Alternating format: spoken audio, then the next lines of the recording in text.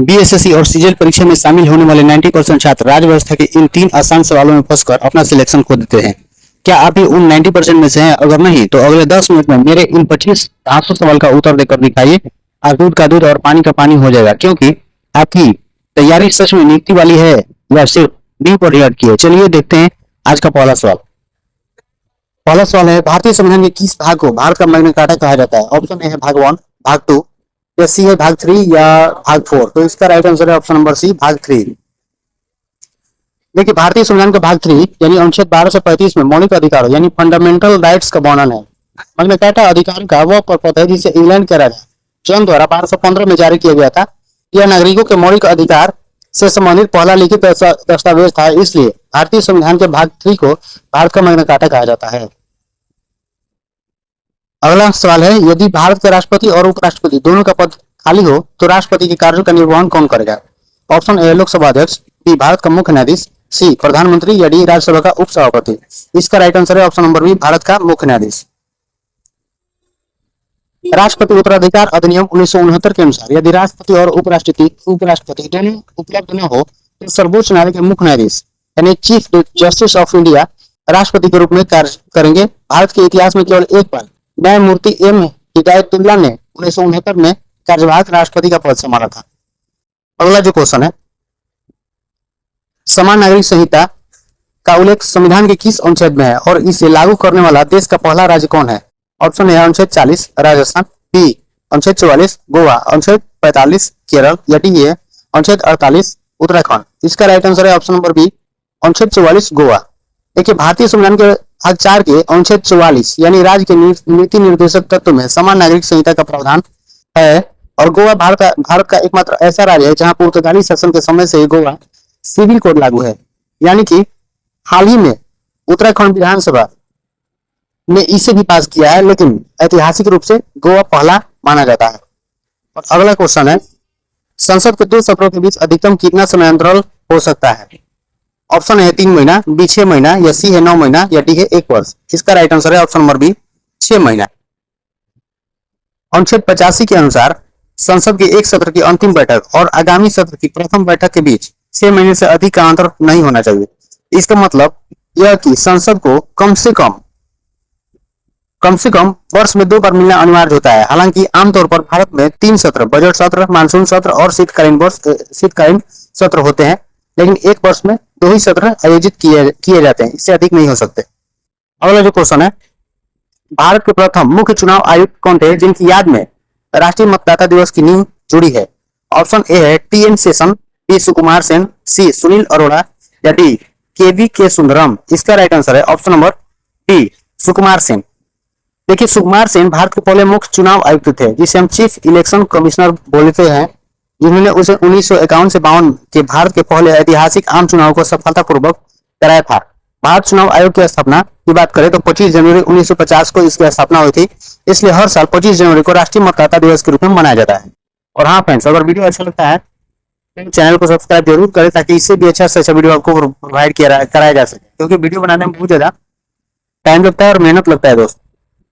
अगला जो क्वेश्चन है, 86वें संविधान संशोधन अधिनियम 2002 द्वारा शिक्षा के अधिकार को किस अनुच्छेद के तहत मौलिक अधिकार बनाया गया है? ऑप्शन ए अनुच्छेद 19 के ए, बी अनुच्छेद 21 के ए, सी अनुच्छेद 29, या डी अनुच्छेद 30। इसका राइट आंसर है ऑप्शन नंबर बी, अनुच्छेद 21 के ए। देखिए, 86वें संविधान संशोधन 2002 के द्वारा संविधान में अनुच्छेद 21 के ए जोड़ा गया, जो 6 वर्ष से 14 वर्ष की आयु के सभी बच्चों को मुफ्त और अनिवार्य शिक्षा को मौलिक अधिकार बनाता है। इसे प्रभावी करने के लिए शिक्षा का अधिकार अधिनियम 2009 में पारित हुआ और 1 अप्रैल 2010 से पूर्णतः लागू है। अगला जो क्वेश्चन है, भारतीय संविधान की 9वीं अनुसूची को किस संविधान संशोधन द्वारा जोड़ा गया? ऑप्शन ए प्रथम संविधान संशोधन 1951, बी है 7वां संविधान संशोधन 1956 में, सी है 42वां संविधान संशोधन 1976, या डी है 44वां संविधान संशोधन 1978। तो इसका राइट आंसर है ऑप्शन नंबर ए, प्रथम संविधान संशोधन 1951 द्वारा। देखिए, मूल संविधान में केवल 8 ही अनुसूचियां थी। देश के पहले संविधान संशोधन 1951 द्वारा 9वीं अनुसूची जोड़ी गई, जिसका मुख्य उद्देश्य भूमि सुधार कानूनों को अदालती समीक्षा से बचाना था। वर्तमान में संविधान में कुल अनुसूचियों की संख्या 12 हो गई है। अगला जो क्वेश्चन है, कोई विधेयक धन विधेयक है या नहीं, इसका अंतिम निर्णय कौन करता है? ऑप्शन नंबर ए राष्ट्रपति, बी प्रधानमंत्री, सी लोकसभा अध्यक्ष या डी केंद्रीय वित्त मंत्री। इसका राइट आंसर है ऑप्शन नंबर सी लोकसभा अध्यक्ष। यानी अनुच्छेद 110 के तहत कोई विधेयक धन विधेयक है या नहीं, इसका फैसला करने का पूर्ण और अंतिम अधिकार केवल लोकसभा अध्यक्ष के पास होता है। उनके फैसले को अदालत यानी संसद या राष्ट्रपति द्वारा भी चुनौती नहीं दी जा सकती। धन विधेयक केवल लोकसभा में पेश किया जाता है, राज्यसभा में नहीं। और हाँ फ्रेंड्स, कमेंट में जरूर बताएंगे कि आप 25 क्वेश्चन में से कितने का सही जवाब दिए हैं। अगला जो क्वेश्चन है, संसद के दोनों सदनों की संयुक्त बैठक किस अनुच्छेद के तहत बुलाई जाती है और इसकी अध्यक्षता कौन करता है? ऑप्शन ए है अनुच्छेद 108 राष्ट्रपति, अनुच्छेद 110 उपराष्ट्रपति, सी है अनुच्छेद 108 लोकसभा अध्यक्ष या डी है अनुच्छेद 112 प्रधानमंत्री। इसका राइट आंसर है ऑप्शन नंबर सी अनुच्छेद 108 लोकसभा अध्यक्ष के द्वारा। जब किसी साधारण विधेयक पर लोकसभा और राज्यसभा के बीच प्रतिरोध यानी मतभेद हो जाता है तो अनुच्छेद 108 के तहत राष्ट्रपति दोनों सदनों की संयुक्त बैठक बुलाते हैं, लेकिन इस संयुक्त बैठक की अध्यक्षता जो करता है वो लोकसभा अध्यक्ष करता है। अगला जो क्वेश्चन है, और जो लोकसभा अध्यक्ष द्वारा जो ये अध्यक्षता की जाती है ये अनुच्छेद 118 के तहत की जाती है। अगला जो क्वेश्चन है, पंचायती राज व्यवस्था को संवैधानिक दर्जा किस संविधान संशोधन अधिनियम द्वारा प्रदान किया गया है? ऑप्शन ए है 42वां संविधान, डी है 44वां संविधान संशोधन या सी 73वां संशोधन या डी है 74वां संशोधन द्वारा। तो इसका राइट आंसर है ऑप्शन नंबर सी 73वां संविधान संशोधन। देखिए 73वां संविधान संशोधन इसलिए यानी अधिनियम 1992 के द्वारा पंचायती राज व्यवस्था को संवैधानिक दर्जा दिया गया और इसके तहत संविधान में भाग 9 और भाग 11वीं अनुसूची जोड़ी गई, जिसमें पंचायतों के कार्यों के लिए 29 विषय दिए गए। और यह कानून जो है ना वो 24 अप्रैल 1993 से लागू हुआ और इसलिए 24 अप्रैल को राष्ट्रीय पंचायती दिवस मनाया जाता है। अगला जो क्वेश्चन है, राष्ट्रपति शासन संविधान के किस अनुच्छेद के तहत किसी राज्य में लगाया जाता है? ऑप्शन ए है अनुच्छेद 352, बी अनुच्छेद 356 या सी अनुच्छेद 360 या डी अनुच्छेद 368। तो इसका जो राइट आंसर है ऑप्शन नंबर डी है अनुच्छेद 368। देखिए जब किसी राज्य की सरकार संविधान के प्रावधानों के अनुसार चलने में विफल हो जाता है यानी असफल हो जाता है तो राज्यपाल की रिपोर्ट पर या स्वविवेक से राष्ट्रपति अनुच्छेद 356 के तहत वहां राष्ट्रपति शासन लगा सकते हैं। अनुच्छेद 352 राष्ट्रपति अनुच्छेद 352 जो है वो राष्ट्रीय आपातकाल से संबंधित है और जबकि 360 की बात करें तो अनुच्छेद 360 वित्तीय आपातकाल से संबंधित है। और हमारे देश की बात करें तो हमारे देश में अभी कितनी बार वित्तीय आपातकाल लागू हुआ है? तो अब तक एक बार भी वित्तीय आपातकाल नहीं लागू हुआ है।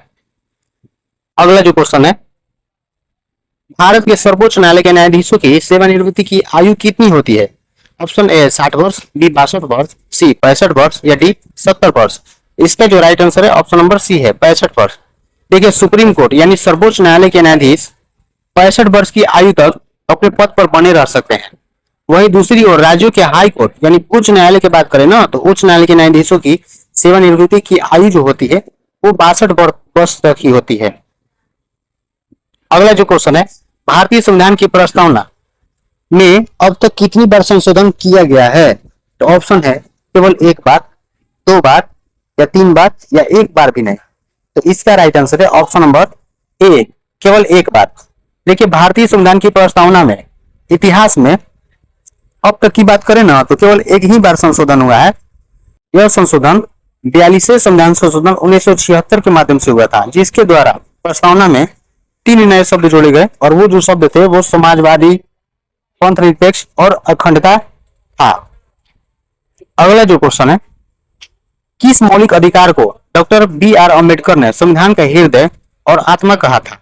ऑप्शन ए है समानता का अधिकार, बी स्वतंत्रता का अधिकार या सी धार्मिक स्वतंत्रता का अधिकार या डी संवैधानिक उपचारों का अधिकार। इसका राइट आंसर है ऑप्शन नंबर डी संवैधानिक उपचारों का अधिकार।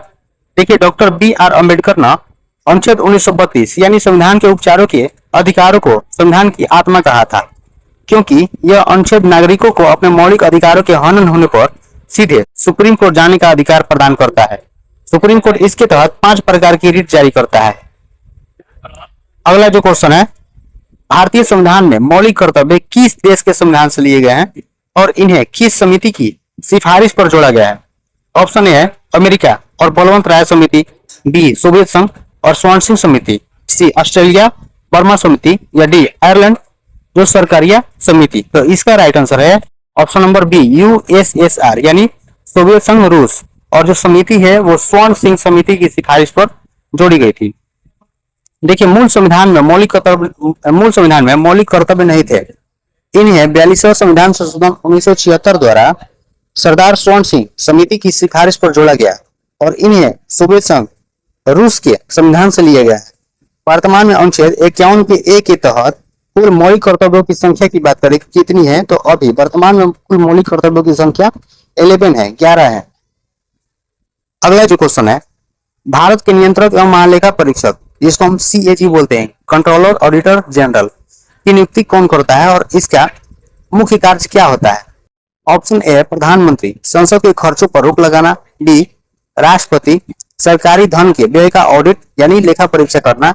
या सी वित्त मंत्री, बजट तैयार करना। या डी लोकसभा अध्यक्ष यानी टैक्स वसूलना। इसका right answer option number B है, राष्ट्रपति, सरकारी धन के व्यय का ऑडिट करना यानी लेखा परीक्षा करना। तो ये संविधान के अनुच्छेद 148 के तहत राष्ट्रपति सीएजी की नियुक्ति करते हैं यानी कंट्रोलर ऑडिटर एंड जनरल, जिसको हम बोलते हैं नियंत्रक एवं महालेखा परीक्षक की नियुक्ति करते हैं। और ये जो होते हैं ना सीएजी को सार्वजनिक धन का संरक्षक भी कहा जाता है और इनका मुख्य कार्य केंद्र और राज्यों के सभी खर्चों की जांच करना होता है ताकि भ्रष्टाचार या फिजूल खर्च को रोका जा सके। और इनका कार्यकाल की बात करें तो 6 वर्ष या 65 वर्ष की आयु तक ही होता है और इन दोनों में जो पहले पूरा हो जाता है उसी को मान लिया जाता है। अगला जो क्वेश्चन है वो संसद के विश्रांति काल में अध्यादेश जारी करने की राष्ट्रपति की शक्ति किस अनुच्छेद में वर्णित है? ऑप्शन ए है अनुच्छेद 72, अनुच्छेद 110, या सी है अनुच्छेद 123, या डी है अनुच्छेद 213। इसका राइट आंसर है ऑप्शन नंबर डी, अनुच्छेद 213। देखिए जब संसद का कोई एक सदन या दोनों सदन सत्र में न हो और देश में अचानक कानून बनाने की आवश्यकता हो तो राष्ट्रपति अनुच्छेद 123 के तहत अध्यादेश जारी कर सकते हैं। इस अध्यादेश की शक्ति संसद के कानून के बराबर ही होती है, लेकिन संसद का सत्र शुरू होने के 6 सप्ताह के भीतर इसे संसद से पास करना जरूरी होता है। अगला जो क्वेश्चन है, भाषाई आधार पर गठित होने वाला भारत का पहला राज्य कौन सा था? Option A Andhra Pradesh, D Maharashtra, C Punjab, या डी पश्चिम बंगाल। तो इसका राइट आंसर है option number A Andhra Pradesh. देखिए तेलुगु भाषाइयों के लिए, तेलुगु भाषा यानी तेलुगु में जो निवास करते हैं ठीक है, तो उनके लिए अलग राज्य की मांग करते हुए एक स्वतंत्रता सेनानी थे जिनका नाम था पोटी श्री रामुलु के 56 दिनों के आमरण अनशन के बाद उनकी मृत्यु हो गई थी और इसके बाद भारी जन आक्रोश के कारण सरकार को मजबूर होकर 1 अक्टूबर 1953 को भाषाई आधार पर पहले राज्य के रूप में आंध्र प्रदेश का गठन करना पड़ गया मजबूरन बस। अगला जो क्वेश्चन है, किस मामले में सुप्रीम कोर्ट ने यह ऐतिहासिक फैसला दिया कि प्रस्तावना संविधान का हिस्सा है और संसद संविधान के मूल ढांचे को नहीं बदल सकती? ऑप्शन ए है गोपालन मामला, बी है गोलकनाथ मामला, सी है केशवानंद भारती मामला, या डी है मिनर्वा मिल्स मामला। इसका जो राइट आंसर है ऑप्शन नंबर सी है केशवानंद भारती मामला 1973। देखिए 24 अप्रैल 1973 को केशवानंद भारती बनाम केरल राज्य मामले में अब तक की सबसे बड़ी 13 जजों की बेंच में फैसला सुनाया। कोर्ट ने कहा कि संसद संविधान में संशोधन तो कर सकती है लेकिन वह इसके मूल ढांचे या बुनियादी विशेषताओं को नष्ट नहीं कर सकती। और हाँ, वीडियो अच्छा लगता है दोस्तों तो चैनल को सब्सक्राइब जरूर करें और अपने दोस्तों के पास शेयर जरूर करें, कमेंट जरूर करें कि आपने कितना क्वेश्चन का सॉल्यूशन सही किया है। अगला जो क्वेश्चन है, करेंगे भारतीय संसद के उच्च सदन यानी राज्यसभा का पदेन सभापति कौन होता है? ऑप्शन है भारत का राष्ट्रपति, बी है भारत का उपराष्ट्रपति, सी प्रधानमंत्री, या डी है राज्यसभा का सबसे वरिष्ठ सदस्य। तो इसका राइट आंसर है ऑप्शन नंबर बी भारत का उपराष्ट्रपति। देखिए अनुच्छेद 64 और 89 के अनुसार भारत का उपराष्ट्रपति ही राज्यसभा का पदेन सभापति होता है और राष्ट्रपति जो होते हैं ना राज्यसभा का सदस्य नहीं होते हैं, ठीक ना, इसलिए उन्हें सामान्यतः वोट देने का अधिकार नहीं होता है, लेकिन मत बराबर होने पर वे कास्टिंग वोट यानी अपने निर्णायक वोट दे सकते हैं। अगला जो क्वेश्चन है, वो राष्ट्रपति पद के चुनाव के लिए निर्वाचक मंडल में कौन कौन शामिल होते हैं? ऑप्शन ए है संसद के सभी सदस्य और राज्यों के विधायक, बी है केवल लोकसभा और राज्यसभा के निर्वाचित सदस्य। सी है संसद के दोनों सदनों के निर्वाचित सदस्य और राज्यों यानी यूटीएस की विधानसभा के निर्वाचित सदस्य। और डी है लोकसभा, राज्यसभा और विधान परिषदों के सभी सदस्य। इसका जो आंसर है ना वो ऑप्शन नंबर सी है। कह रहा है कि संसद के दोनों सदनों के निर्वाचित सदस्य और राज्यों यानी यूटीएस की विधानसभाओं के निर्वाचित सदस्य। अनुच्छेद 54 के अनुसार राष्ट्रपति के चुनाव में केवल निर्वाचित सदस्य ही वोट डाल सकते हैं और इसमें संसद के दोनों सदनों यानी लोकसभा और राज्यसभा के निर्वाचित सदस्य सभी राज्यों की विधानसभाओं के निर्वाचित सदस्य और दिल्ली व पुडुचेरी केंद्र शासित प्रदेश की विधानसभाओं के निर्वाचित सदस्य शामिल होते हैं। मनोनीत सदस्य और विधान परिषद के सदस्य इसमें भाग नहीं लेते। अगला जो क्वेश्चन है 44वें संविधान संशोधन अधिनियम 1978 द्वारा किस अधिकार को मौलिक अधिकारों की सूची से हटाकर कानूनी अधिकार यानी लीगल राइट बना दिया गया? ऑप्शन ए समानता का अधिकार, बी संपत्ति का अधिकार, या सी स्वतंत्रता का अधिकार, या डी है शोषण के विरुद्ध अधिकार। इसका जो राइट आंसर है ऑप्शन नंबर बी है संपत्ति का अधिकार। ठीक है, मूल संविधान में संपत्ति का अधिकार अनुच्छेद 19 के 1 के 1 और अनुच्छेद 31 के तहत एक मौलिक अधिकार था। जनता पार्टी सरकार द्वारा लाए गए 44वें संविधान संशोधन 1978 के जरिए इसे मौलिक अधिकार से हटा दिया गया और संविधान के भाग 12 के अनुच्छेद 300 के ए के तहत एक सामान्य कानून या विधिक अधिकार बना दिया गया। यानी अब क्वेश्चन पूछेगा कि संपत्ति का अधिकार मौलिक अधिकार है तो हम बताएंगे नहीं, संपत्ति का अधिकार मौलिक अधिकार नहीं बल्कि ये एक विधिक अधिकार यानी कानूनी अधिकार हो गया है और इसकी चर्चा अब अनुच्छेद 300 के ए में हो गया है जो भाग 12 में पड़ता है। अगला जो क्वेश्चन है कि अविश्वास प्रस्ताव नो कॉन्फिडेंस मोशन के संदर्भ में कौन सा कथन सही है? ऑप्शन ए इसे केवल राज्यसभा में लाया जा सकता है, बी है इसे केवल लोकसभा में लाया जा सकता है और इसे पारित करने के लिए कम से कम 50 सदस्यों का समर्थन जरूरी है, सी बोल रहा है कि इसे किसी एक व्यक्तिगत मंत्री के खिलाफ भी लाया जा सकता है, डी कह रहा है कि इसके पास होने पर सरकार को इस्तीफा नहीं देना पड़ता है। तो इसका जो राइट आंसर है ऑप्शन नंबर बी है। कह रहा है कि इसे केवल लोकसभा में लाया जा सकता है और इसे पारित करने के लिए कम से कम 50 सदस्यों का समर्थन जरूरी होता है। देखिए सरकार जो मंत्रिपरिषद होती है सामूहिक रूप से लोकसभा के प्रति उत्तरदायी होती है। ये इसकी चर्चा की बात करें ना तो इसकी चर्चा अनुच्छेद 75 में है, इसलिए विपक्ष सरकार को गिराने के लिए केवल लोकसभा में ही अविश्वास प्रस्ताव ला सकते हैं। इसे स्वीकार करने के लिए कम से कम 50 लोकसभा सांसदों का समर्थन अनिवार्य है। यदि यह प्रस्ताव पारित हो जाता है तो प्रधानमंत्री सहित पूरी सरकार को इस्तीफा देना पड़ता है। अगला जो क्वेश्चन है वो भारतीय राज्य व्यवस्था में सर्वोच्चता किसे प्राप्त है? ऑप्शन है संसद को, बी धर्म को, सी सर्वोच्च न्यायालय को, या डी संविधान को। इसका राइट आंसर है ऑप्शन नंबर डी संविधान को। देखिए भारत में राज्य व्यवस्था का सर्वोच्च स्रोत संविधान है। संसद, न्यायपालिका, राष्ट्रपति या प्रधानमंत्री सभी अपनी शक्तियां संविधान से ही प्राप्त करते हैं। ब्रिटेन में संसद सर्वोच्च है, अमेरिका में न्यायपालिका शक्तिशाली, लेकिन भारत में संविधान सर्वोच्च है। अमेरिका में देखिए यहाँ बोल रहा है, क्या बोल रहा है, न्यायपालिका जो है ना, अमेरिका में न्यायपालिका को सबसे शक्तिशाली माना जाता है, लेकिन भारत में ऐसा नहीं है। भारत में सबसे अगर कुछ शक्तिशाली है तो वो क्या है, संविधान। संविधान से बढ़कर कुछ नहीं है इंडिया में, और इसलिए हम बोलते हैं कि संविधान का उल्लंघन नहीं करना चाहिए। अगला जो क्वेश्चन है संविधान की 10वीं अनुसूची जिसे दल बदल विरोधी कानून कहा जाता है किस वर्ष और किस प्रधानमंत्री के कार्यकाल में जोड़ी गई थी? ऑप्शन है 1976 इंदिरा गांधी, बी 1985 जो राजीव गांधी, सी 1992 पीवी नरसिम्हा राव, या डी 2003 अटल बिहारी वाजपेयी। इसका राइट आंसर है option number B Rajiv Gandhi के कार्यकाल में 1985 में जोड़ी गई थी। देखिए रणनीति में आया राम गया राम, बार बार पार्टी बदलने की संस्कृति को रोकने के लिए प्रधानमंत्री राजीव गांधी के कार्यकाल में 52वें संविधान संशोधन अधिनियम 1985 के तहत संविधान में 10वीं अनुसूची जोड़ी गई। इसके तहत कोई सांसद या विधायक चुनाव जीतने के बाद स्वेच्छा से अपनी पार्टी छोड़ता है या पार्टी विधेयक का उल्लंघन करता है तो उसकी सदन की सदस्यता जो है वो समाप्त की जा सकती है।